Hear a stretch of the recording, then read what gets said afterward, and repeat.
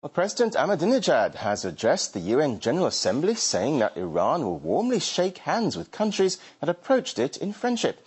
He added, however, that the role of single powers and capitalism are over and will go the way of communism.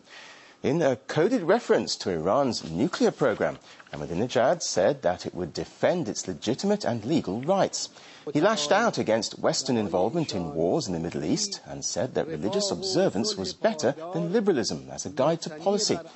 Regarding his election, he claimed that he was democratically elected and accepted the great responsibility of leading Iran. Today our nation seeks to create a world in which justice and comparison prevail. We announce our commitment to participate in the process of building a durable peace and security worldwide for all nations based on justice, spirituality and human dignity, while being dedicated to strongly defending our legitimate and legal rights. To materialize these goals, our nation is prepared to warmly shake all those hands which are honestly extended to us. No nation can claim to be free from the need of change and reform in this journey towards perfectness. We welcome real and humane changes and stand ready to actively engage in fundamental global reforms.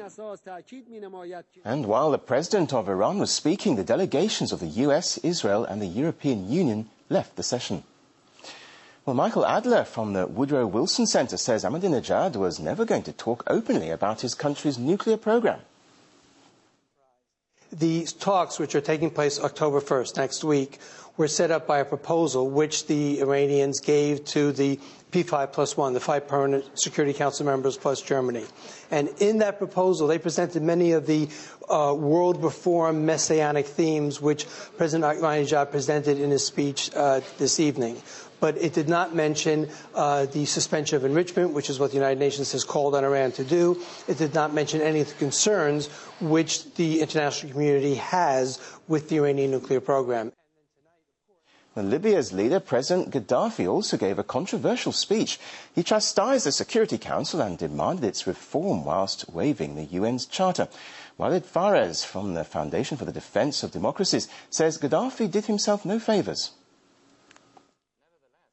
It was an issue of credibility. When he wants to engage in discussing very heavy stuff, such as reforming the United Nations, the West has to pay back money to Africa, so on and so forth, he himself has to have a credible case. There are a lot of criticism in the Arab world about Gaddafi's regime, against his own opposition, his own civil society.